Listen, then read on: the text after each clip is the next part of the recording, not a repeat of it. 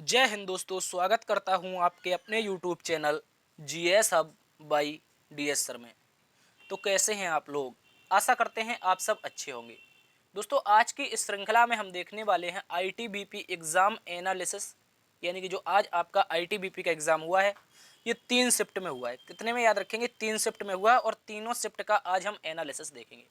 आज है दोस्तों 18 सितंबर और 18 सितंबर की जो आज 3 शिफ्ट हुई हैं इन सभी का क्वेश्चन पेपर का जो भी रिव्यू होगा उसको हम कंडक्ट करेंगे। इसमें दोस्तों जीएस जीके याद रखेंगे, जीएस जीके और आपके साइंस, ठीक है, साइंस के क्वेश्चन रहने वाले हैं। इसको आप लोग अच्छे से याद रखेंगे, ठीक है। तो इस क्लास को पूरा देखना है। कुछ इस तरह से क्वेश्चन रहेंगे। देखिए यहाँ पर कुछ क्वेश्चन है, इंपॉर्टेंट क्वेश्चन है जो आज पूछे गए थे। आईटीबीपी एग्जाम एनालिसिस 2023 18 सितंबर आज शिफ्ट लगभग 30 प्रश्न रहने वाले हैं जो कि इंपॉर्टेंट होंगे। एक क्वेश्चन पूछा गया था शिव समुद्रम जलप्रपात किस नदी पर स्थित है। दूसरा क्वेश्चन पूछा गया था ओणम त्योहार किस राज्य में मनाया जाता है। इसके अतिरिक्त क्वेश्चन आया था दोस्तों 8000 मीटर से ऊपर की पर्वत श्रृंखला कौन सी है। ये सारे के सारे स्टूडेंट के जो मेमोरी बेस्ड क्वेश्चन थे वो सारे आज हम कवर करेंगे। इसके अतिरिक्त एक पुस्तक पूछी गई थी क्वेश्चन में कि the state from the heart and autobiography के बारे में, तो इसके लेखक कौन है ये भी जानेंगे। और केपलर प्रभाव से संबंधित नियम कितने हैं ऐसा क्वेश्चन आया था, इसको भी हम लोग जानेंगे। तो इंपॉर्टेंट क्लास रहने वाली है। जिस भी विद्यार्थी का 27 तारीख को एग्जाम है तो उनके लिए क्लास शानदार साबित होगी। इस क्लास को जरूर देखिएगा। चलते हैं आज के पहले क्वेश्चन की तरफ। आज का पहला क्वेश्चन आपके सामने है कि शिव समुद्रम जलप्रपात किस नदी पर स्थित है। तो दोस्तों अगर हम बात कर लें शिव समुद्रम की, ठीक है, शिव समुद्रम की बात करें दोस्तों ये हो जाएगा हमारा कावेरी नदी पर। किस पर हो जाएगा? कावेरी नदी पर हो जाएगा। इंपॉर्टेंट है, याद रखेंगे। और इसके अतिरिक्त ये पड़ता किस राज्य में है? तो दोस्तों याद रखेंगे कर्नाटक में। कहाँ पर? कर्नाटक में। अगर हम बात कर लें कावेरी नदी की तो दोस्तों ये कर्नाटक से ही इसका उद्गम होता है, ब्रह्मगिरी की पहाड़ियों से, ठीक है। तो कर्नाटक में ही स्थित है आपका शिव समुद्रम जलप्रपात जो कि चामराजनगर जो कि कर्नाटक का एक जिला है यहीं पर स्थित है। चलिए बढ़ते हैं अगले क्वेश्चन की तरफ। अगला क्वेश्चन दोस्तों आज आपसे पूछा गया था कि फीफा वर्ल्ड कप 2022 का खिताब किसने जीता है। तो दोस्तों ये जो फीफा वर्ल्ड कप था इसका जो संस्करण था ये 22वां संस्करण था और 2022 में इसका आयोजन हुआ था। और इसका जो खिताब जीता था दोस्तों ये अर्जेंटीना ने जीता था। किसने जीता था? अर्जेंटीना ने। और अर्जेंटीना के जो कप्तान थे वो मेसी थे। आप लोगों ने अच्छे खासे इनका नाम सुना होगा, भली भांति जानते होंगे। लियोनेल मेसी जो कि फुटबॉल के एक महान सितारे कहे जाते हैं, अर्जेंटीना टीम के कप्तान थे। और जो फीफा विश्व कप था इसके 22वें संस्करण का आयोजन कतर की राजधानी दोहा में किया गया था। ये भी आप लोग अच्छे से याद रखेंगे, मोस्ट इंपोर्टेंट क्वेश्चन है। चलते हैं अगले क्वेश्चन की तरफ। अगला क्वेश्चन दोस्तों आज हमसे पूछा गया था कि शिक्षा का जो मौलिक अधिकार है किस अनुच्छेद में स्थित है। यानी कि राइट टू एजुकेशन के बारे में पूछा गया था। याद रखेंगे दोस्तों एक संविधान संशोधन होता है जिसे हम 86th कॉन्स्टिट्यूशन अमेंडमेंट कहते हैं, यानी कि 86वां संविधान संशोधन जिसका अधिनियम 2002 में आया था। इसी के तहत दोस्तों याद रखेंगे जो अभी तक हमारा जो शिक्षा संबंधित अधिकार था ये हमारा डीपीएसपी में शामिल था। कहाँ पर? डीपीएसपी के आर्टिकल 45 में। कहाँ पर? आर्टिकल 45 में शामिल था। इसके बाद जब 86वां संविधान संशोधन होता है तो 2002 के तहत इसको संविधान में जोड़ा जाता है, ठीक है। याद रखेंगे संविधान में जोड़ा नहीं जाता, इसको स्थान परिवर्तित किया जाता है, यानी आर्टिकल 45 से लेकर के कहाँ पर लाते हैं? आर्टिकल अनुच्छेद 21A में, ठीक है। आर्टिकल 21A में इसको शामिल किया जाता है और ये हमारा क्या बनता है? फंडामेंटल ड्यूटी बनता है। इसको भी याद रखेंगे। चलते हैं अगले क्वेश्चन की तरफ। अगला क्वेश्चन दोस्तों हमसे पूछा गया था कि ओणम त्योहार किस राज्य में मनाया जाता है। ये भी मोस्ट इंपोर्टेंट क्वेश्चन है, याद रखेंगे। वेरी वेरी इंपॉर्टेंट है और आने वाली जो शिफ्ट है उसमें भी आपका ये क्वेश्चन पूछा जाएगा। तो अगर हम बात कर लेते हैं ओणम के बारे में, किसके बारे में? ओणम के बारे में। तो ओणम जो त्यौहार है दोस्तों ये कहाँ पर होता है? केरल में होता है, ठीक है। इसको याद रखेंगे, केरल में होता है।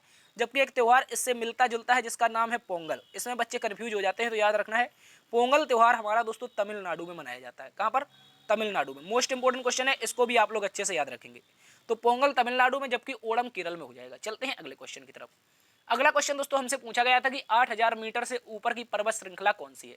तो दोस्तों अगर हम बात कर लेते हैं 8000 मीटर से ऊपर की जो ऊंची पर्वत श्रृंखलाएं हैं इनके दोस्तों एग्जैक्टली ऑप्शन पता नहीं चले, ठीक है। एग्जैक्टली ऑप्शन पता नहीं चले, लेकिन जो भी पर्वत श्रृंखलाएं हैं जो हमसे क्वेश्चन में पूछी जा सकती है, एग्जाम में पूछी जाती हैं, तो सबसे पहले तो माउंट एवरेस्ट याद रखेंगे 8848 मीटर, या फिर इसे कहीं कहीं 8850 मीटर भी लिखा जाता है। इसके अतिरिक्त K2 जिसे हम गार्डविन ऑस्टिन के नाम से जानते हैं, इसकी जो हाइट है K2 की जो हाइट है ये 8611 मीटर है। इसके अतिरिक्त भारत का कंचनजंगा है दोस्तों, याद रखेंगे इसकी हाइट जो है 8586 मीटर है। जबकि एक लहोत्से नामक पर्वत श्रृंखला है, ये दोस्तों याद रखेंगे लाओत्से, ठीक है, लाओत्से नामक पर्वत श्रृंखला है। और ये जो पर्वत श्रृंखला है ये नेपाल और चीन की सीमा, जहां पर नेपाल और तिब्बत वाला बॉर्डर लगता है, यहीं पर स्थित है। और दोस्तों इसकी जो हाइट है, लाओत्से की जो हाइट है, ये 8516 मीटर है। तो दोस्तों इनमें से कोई ना कोई ऑप्शन आपको एग्जाम में दिया गया होगा और वही इसका सही उत्तर हो जाएगा। आप लोग इसमें मिलान कर लेंगे। चलते हैं दोस्तों अगले क्वेश्चन की तरफ। अगला क्वेश्चन दोस्तों पूछा गया था, the state from the heart an autobiography पुस्तक किसकी है? तो दोस्तों याद रखेंगे, जो state from the heart an autobiography है, ये दोस्तों पुस्तक है कपिल देव की। किसकी पुस्तक है? याद रखेंगे, कपिल देव की पुस्तक है। और इंपॉर्टेंट पुस्तक है क्योंकि जो कपिल देव थे, इन्होंने 1983 का जो वर्ल्ड कप जीता था, और इसी वर्ल्ड कप पर जितनी भी इनकी ऑटोबायोग्राफी है, निजी जीवन है, इसके बारे में इस पुस्तक में लिखा गया है। और 1983 का जो हमने विश्व कप जीता था, इसके जो कप्तान थे दोस्तों वो कौन थे? याद रखेंगे, कपिल देव थे। ये भी मोस्ट इंपोर्टेंट क्वेश्चन है, इसको याद रखना है, ठीक है। तो state from the heart and autobiography Kapil Dev की पुस्तक है। चलते हैं अगले क्वेश्चन की तरफ। अगला क्वेश्चन दोस्तों हमसे पूछा गया था कि संयुक्त राष्ट्र के द्वारा 2015 से 2030 तक कितने एसडीजी गोल रखे गए हैं, यानी कि सस्टेनेबल डेवलपमेंट गोल के बारे में पूछा गया था। किसके बारे में? एसडीजी गोल के बारे में, सतत विकास लक्ष्य, इसे हिंदी में कहा जाता है सतत विकास लक्ष्य।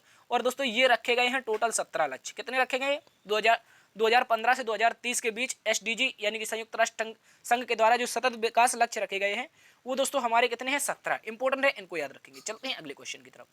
अगला क्वेश्चन हमसे पूछा गया दोस्तों, सबसे कम लिंगानुपात किस राज्य का है? अगर हम बात कर लेते हैं सबसे कम सेक्स रेशियो की, दोस्तों ये हो जाएगा हरियाणा का। किसका हो जाएगा? याद रखेंगे, मोस्ट इंपोर्टेंट क्वेश्चन है, हरियाणा का है, जो कि 879 है, ठीक है, याद रखेंगे 879। और दोस्तों ये जो है 2011 की जनगणना के अनुसार है, ठीक है, 2011 की। जो अभी 2021 के सेंसस आए हैं, जो 2021 के सेंसस आए हैं, इसमें जानकारी मिल रही है कि जो हरियाणा का लिंगानुपात है ये 906 है। अब देखिए, आपसे 21 पूछा गया था या 11 पूछा गया, इसको आप लोग मिला लेंगे तो सबसे कम जो लिंगानुपात है, सबसे कम सेक्स रेशियो है, ये दोस्तों हरियाणा का हो जाएगा, ठीक है। और सर्वाधिक किसका है दोस्तों? याद रखना है, सर्वाधिक हमारा केरल का है। कहाँ का? केरल का सर्वाधिक सेक्स रेशियो है, और ये दोस्तों आपका 1100 के आसपास है, ठीक है। 1000 से मतलब 1000 से एक्स्ट्रा जितने 1000 व्यक्तियों पर जो भी महिलाओं की संख्या होती है उसे सेक्स रेशियो यानी लिंगानुपात कहते हैं। और दोस्तों जो केरल है, केरल राज्य में 1000 पुरुषों पर 1100 की लगभग महिलाएं स्थित हैं, इसको भी आप लोग अच्छे से याद रखेंगे, ठीक है। तो इसका राइट आंसर क्या हो जाएगा दोस्तों? हरियाणा हो जाएगा, ठीक है। केरल में सर्वाधिक है, जबकि हरियाणा में सबसे कम। अगला क्वेश्चन दोस्तों हमसे पूछा गया था कि गुरुत्वीय त्वरण का एसआई मात्रक क्या होता है? ये साइंस का एक इंपॉर्टेंट क्वेश्चन था, और ये क्वेश्चन आज हमसे पूछा गया था कि गुरुत्वीय जो त्वरण होता है इसका एसआई मात्रक। तो दोस्तों याद रखेंगे, ये होता है मीटर प्रति सेकंड स्क्वायर। क्या होता है? मीटर प्रति सेकंड स्क्वायर गुरुत्वीय त्वरण का एक एसआई मात्रक होता है, इसको आप लोग अच्छे से याद रखेंगे। चलिए बढ़ते हैं अगले क्वेश्चन की तरफ। आज का अगला क्वेश्चन दोस्तों केपलर प्रभाव से संबंधित एक क्वेश्चन था, लेकिन एग्जैक्टली ये क्वेश्चन क्या था ऐसा कोई समझ में नहीं आया। ऐसा क्वेश्चन किसी भी स्टूडेंट ने नहीं बताया है, तो उसने बताया था कि सर केपलर प्रभाव से कोई क्वेश्चन। तो अगर बात कर लेते हैं केपलर प्रभाव के बारे में, तो केपलर के द्वारा 3 प्रभाव दिए गए थे। कितने दिए गए थे? 3, याद रखेंगे। और ये तीनों के दिनों जो प्रभाव थे, सौर मंडल पर जितनी भी गतिविधियां हो रही हैं इन पर आधारित थे, ठीक है। सौरमंडल की गतिविधियों पर आधारित थे दोस्तों, याद रखेंगे। और ये लगभग इन्होंने 1609 के आसपास दिए थे। कब दिए थे? याद रखेंगे 1609 से 1611-12 के बीच, ठीक है। और जो पहला प्रभाव था दोस्तों, ये इन्होंने कहा था कि जितने भी ग्रह हैं वो सूर्य की जो कक्षा है उसकी दीर्घवृत्ताकार कक्षा में क्या कर रहे हैं दोस्तों? चक्कर काट रहे हैं। यानी कि पहला नियम जो ग्रहों की कक्षा थी उससे संबंधित थे, सूर्य का जो चक्कर काट रहे हैं वो दीर्घवृत्ताकार कक्षा में। इसके बाद दूसरा दिया गया था क्षेत्रफल से संबंधित, और उन्होंने बताया था जो सूर्य से आने वाली किरण है किसी भी ग्रह पर जाती है उसका जो क्षेत्रफल होता है, ऐसा कुछ संबंधित उन्होंने दिया था। तीसरा उन्होंने आवर्त के बारे में दिया था। किसके बारे में? आवर्त संबंधित नियम था, यह भी आपका ग्रहों से संबंधित नियम था। तो 3 प्रभाव दिए थे केपलर ने, इंपॉर्टेंट है, याद रखेंगे। चलते हैं अगले क्वेश्चन की तरफ। अगला क्वेश्चन दोस्तों हमसे पूछा गया था कि न्यूटन का तीसरा नियम क्या है? थर्ड लॉ ऑफ न्यूटन पूछा गया था, ठीक है, याद रखेंगे। जो थर्ड लॉ ऑफ न्यूटन है, याद रखेंगे, प्रत्येक क्रिया के लिए एक समान तथा विपरीत प्रतिक्रिया होती है, यानी कि क्रिया प्रतिक्रिया का नियम इसे कहा जाता है। क्या कहा जाता है दोस्तों? याद रखेंगे, क्रिया प्रतिक्रिया का नियम, ठीक है, याद रखेंगे इसको। क्रिया प्रतिक्रिया का मतलब क्या है? जैसे आप अपनी देसी भाषा में इसको समझिए, जैसे आपको किसी ने एक चमाटा मारा और वो तुरंत तुम्हें चमाटा मारे, तो मान लेना न्यूटन का तीसरा नियम लग रहा है, ठीक है, याद रखेंगे। यदि आपने किसी को थप्पड़ मारा, बदले में वो आपको थप्पड़ मार रहा है, तो इसका मतलब क्या है? आपने क्रिया की, आपने इसको थप्पड़ मारा, ठीक है, और उसने बदले में उससे आपकी प्रतिक्रिया दे दी, यानी उसने भी थप्पड़ मार दिया। तो क्रिया जो प्रतिक्रिया है वो न्यूटन के तीसरे नियम पर आधारित है। इंपॉर्टेंट क्वेश्चन है, अच्छे से याद रखेंगे। और इसका जो एग्जैक्टली ऑप्शन बनता है वो बंदूक से निकली गोली बनता है। क्या बनता है? बंदूक से निकली गोली, ठीक है, बंदूक से निकली गोली। ये इंपॉर्टेंट क्वेश्चन है, इसको भी आप याद रखेंगे, ठीक है। तो इसका जो राइट आंसर हो जाएगा, क्या हो जाएगा? न्यूटन का तीसरा नियम क्रिया प्रतिक्रिया पर आधारित है। अगला क्वेश्चन दोस्तों हमसे पूछा गया था कि कॉपर का परमाणु क्रमांक कितना होता है? अगर बात कर लेते हैं सीयू के बारे में, किसके बारे में? सीयू के बारे में। तो दोस्तों जो कॉपर होता है इसका जो परमाणु क्रमांक होता है ये 29 होता है। कितना होता है? 29। और दोस्तों याद रखेंगे ये डी ब्लॉक का तत्व है। कैसा है? डी ब्लॉक का तत्व है। इसका जो परमाणु क्रमांक होता है 29, जबकि परमाणु भार इसका 61 पॉइंट समथिंग होता है। ठीक है, याद रखेंगे। चलते हैं अगले क्वेश्चन की तरफ। अगला क्वेश्चन दोस्तों हमसे पूछा गया था कि वर्तमान में भारत के खेल मंत्री कौन है। तो दोस्तों अगर बात कर ली जाए वर्तमान में जो आपके खेल मंत्री हैं, ठीक है, इनको याद रखेंगे, ये हो जाएंगे हमारे अनुराग ठाकुर। क्या हो जाएगा? अनुराग ठाकुर, जो कि वर्तमान में एनडीए गठबंधन की तरफ से जो सरकार बनी हुई है, मोदी सरकार, इसमें जो खेल मंत्री हैं, केंद्रीय खेल मंत्री हैं, ये अनुराग ठाकुर हैं। इंपॉर्टेंट क्वेश्चन है, याद रखेंगे। चलिए बढ़ते हैं अगले क्वेश्चन की तरफ। अगला क्वेश्चन दोस्तों पूछा गया था कि वेस्ट इंडीज सीरीज में सर्वाधिक रन किसने बनाए थे। तो दोस्तों जो वेस्ट इंडीज की और भारत की जो टेस्ट सीरीज हुई थी, किसकी? वेस्ट इंडीज भारत की जो टेस्ट सीरीज हुई थी, इसमें सर्वाधिक रन बनाए थे दोस्तों यशस्वी जायसवाल ने। 260 रन बनाए थे यशस्वी जायसवाल ने। इंपॉर्टेंट क्वेश्चन है, इसको भी आप लोग अच्छे से याद रखेंगे। अब देखिए यहाँ पर ये पता नहीं चला कि टेस्ट में पूछा था, ठीक है, टेस्ट में पूछा था या ओडीआई में पूछा था या फिर टी20 में पूछा था, क्योंकि जो वेस्ट इंडीज का भारत ने दौरा किया था वो तीनों के तीनों यहाँ पर मैच खेले गए थे, टेस्ट, ओडीआई और टी20।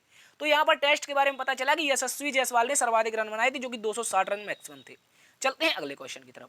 अगला क्वेश्चन दोस्तों पूछा गया था कि 2011 की जनगणना के अनुसार सर्वाधिक साक्षरता वाला केंद्र शासित प्रदेश कौन सा है। यानी कि सर्वाधिक लिटरेसी रेट वाला जो हमारा यूटी है, यूनियन टेरिटरी है, वो हो जाएगा 2011 के अनुसार दोस्तों लक्षद्वीप। कौन हो जाएगा? लक्षद्वीप। मोस्ट इंपोर्टेंट क्वेश्चन है, इसको भी याद रखेंगे, एमसीक्यू है, हर एग्जाम में लगभग ये क्वेश्चन पूछा जाता है। तो आने वाले दिनों में जिस भी विद्यार्थी का एग्जाम है उसमें भी क्वेश्चन ये पूछा जाएगा। चलिए चलते हैं अगले क्वेश्चन की तरफ। अगला क्वेश्चन दोस्तों हमसे पूछा गया था कि भारतीय संविधान में वर्तमान में कितने मौलिक कर्तव्य स्थित हैं। देखिए अगर बात कर ले हम भारतीय संविधान की, तो जो फंडामेंटल ड्यूटीज हैं, यानी कि जो मौलिक कर्तव्य हैं दोस्तों, ये हमारे कितने हैं दोस्तों? ये 11 हैं। कितने हैं दोस्तों? याद रखेंगे, 11 मौलिक कर्तव्य इंपॉर्टेंट है। लेकिन क्या मूल संविधान में मौलिक कर्तव्य थे या नहीं थे? तो अगर क्वेश्चन आपसे पूछ लेगा कि मूल संविधान में थे या नहीं थे, तो दोस्तों मूल संविधान में कोई भी मौलिक कर्तव्य नहीं था। लेकिन इसकी एक बात याद रखना है, जो 42वां संविधान संशोधन होता है, जैसे हम लघु संविधान कैसे कहते हैं, 42वां कॉन्स्टिट्यूशनल अमेंडमेंट जो आपका 1976 में हुआ था दोस्तों, इसी में हमारे मौलिक कर्तव्य जोड़े जाते हैं। और दोस्तों याद रखना, ये कौन सी समिति थी? सरदार स्वर्ण सिंह समिति। कौन थी? सरदार स्वर्ण सिंह समिति की सिफारिश थी। और दोस्तों यूएसएसआर से लिए थे, यानी कि जैसे हम वर्तमान में रूस के नाम से जानते थे, यहाँ से लिए थे। और टोटल दोस्तों 10 मौलिक कर्तव्य जोड़े गए थे। कितने जोड़े गए थे? 10। और अभी हमने 11वां डिस्कस किया था, जो 11वां मौलिक कर्तव्य था वो हमारा फंडामेंटल राइट बना था, जो कि 21A में था। ठीक है, शिक्षा का जो मौलिक अधिकार था, ये हमारा 11वां मौलिक कर्तव्य है, जो कि हमारा अनुच्छेद 21A में स्थित है। तो टोटल वर्तमान में कितनी है? 11 है। इंपॉर्टेंट है, याद रखेंगे। चलते हैं अगले क्वेश्चन की तरफ। अगला क्वेश्चन दोस्तों हमसे पूछा गया था कि भरतनाट्यम जो शास्त्रीय नृत्य है, ये किस राज्य से संबंधित है। ये भी एक एमसीक्यू क्वेश्चन है, ये बहुत ज्यादा एग्जाम में पूछा जाता है। तो दोस्तों अगर बात कर लेते हैं भरतनाट्यम के बारे में, तो ये कहाँ का हो जाएगा? तमिलनाडु का हो जाएगा। याद रखेंगे, जो भरतनाट्यम है दोस्तों, ये कहाँ का है? तमिलनाडु का। मोस्ट इंपोर्टेंट क्वेश्चन है, इसको भी याद रखेंगे। तमिलनाडु में किया जाने वाला शास्त्रीय नृत्य जो कि भरतनाट्यम है। जबकि अगर हम बात कर लें क्लासिकल डांस की, तो दोस्तों यहाँ पर 8 क्लासिकल डांस देखने को मिलते हैं। कौन कौन से मिलते हैं? तो सबसे पहला वाला जो है वो भरतनाट्यम है। कौन है? भरतनाट्यम। ठीक है, याद रखेंगे भरतनाट्यम, ये इंपॉर्टेंट है। इसके अतिरिक्त दोस्तों दूसरा आपका कथक है। ठीक है, कथक है। तीसरा दोस्तों मोहिनी अट्टम है। क्या है? याद रखेंगे, मोहिनी अट्टम। ठीक है, ये भी याद रखना है। इसके अतिरिक्त दोस्तों चौथा हमारा मिल जाता है कथकली। क्या मिलता है? कथकली। ये भी एक क्लासिकल डांस है। और पांचवा जो मिलता है दोस्तों वो हमारा ओडिसी है। कौन है? याद रखेंगे, ओडिसी। ठीक है, ओडिसी हो जाएगा। और जो छठवां मिलेगा वो सत्रिया मिलेगा। क्या मिलेगा दोस्तों? सत्रिया। ठीक है, और सातवां जो मिलेगा वो मणिपुरी मिलेगा। कौन मिलेगा? मणिपुरी। और जो 8वां मिलेगा दोस्तों, ये याद रखेंगे, ये कुचिपुड़ी मिलेगा। ये सारे के सारे जो हमारे क्लासिकल डांस है, ये एग्जाम से बहुत ज्यादा पूछे जाते हैं। इंपॉर्टेंट है, कोई ना कोई आपसे एग्जाम में देखने को मिलेगा। तो भरतनाट्यम हो जाएगा दोस्तों कहाँ का? तमिलनाडु का। कथक उत्तर प्रदेश या उत्तर भारत का। मोहिनी अट्टम और कथकली हो जाएंगे केरल के। जबकि ओडिसी ओडिशा का। और सत्रिया हो जाएगा असम का। मणिपुरी मणिपुर से। और कुचिपुड़ी हो जाएगा आंध्र प्रदेश से। ठीक है, ये सारे के सारे इंपॉर्टेंट है, याद रखेंगे। तो दोस्तों ये थी आज की क्लास। आशा करते हैं जो टॉप क्वेश्चन आज आपसे एग्जाम में पूछे गए हैं वो आपको पसंद आए होंगे। यदि दोस्तों पसंद आए हैं तो याद रखना है, इस चैनल को बार बार देखते रहना है। आपका जो भी एनालिसिस आएगा ये आपके इसी चैनल पर आएगा, इसलिए इसको सब्सक्राइब भी कर लेना है। ठीक है, और डिस्क्रिप्शन में दिए गए टेलीग्राम से आप हमारे टेलीग्राम ग्रुप को भी ज्वाइन कर सकते हैं। इससे क्या होगा, हम यहाँ पर आपको डेली क्लास का जो इन्फॉर्मेशन है वो सेंड करते हैं। और इसके अतिरिक्त जो क्लास नोट्स यहाँ पर आपको ये बनाकर दिखाए जा रहे हैं, ये पढ़ाए जा रहे हैं, सारे के सारे आपको टेलीग्राम पर मिल जाएंगे। तो हमारा टेलीग्राम ग्रुप भी ज्वाइन कर लीजिएगा और अपनी तैयारी को मजबूत करते रहना। ठीक है, मिलते हैं कल एक नई क्लास में नई ऊर्जा के साथ। तब तक के लिए बड़ों का सम्मान करना, छोटों को प्यार देना, ख्याल भी रखना अपना। मिलते हैं कल। जय हिंद, जय भारत।